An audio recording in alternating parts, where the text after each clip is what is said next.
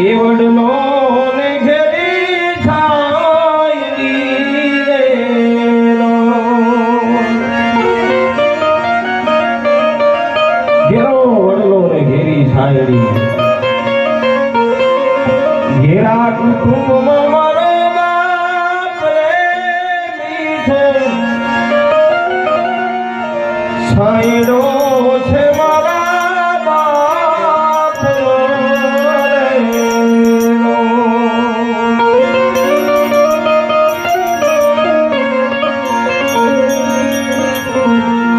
બાળપણમાં વિક્રમભાઈએ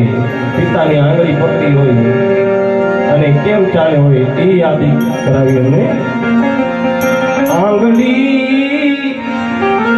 પકડી તે મારા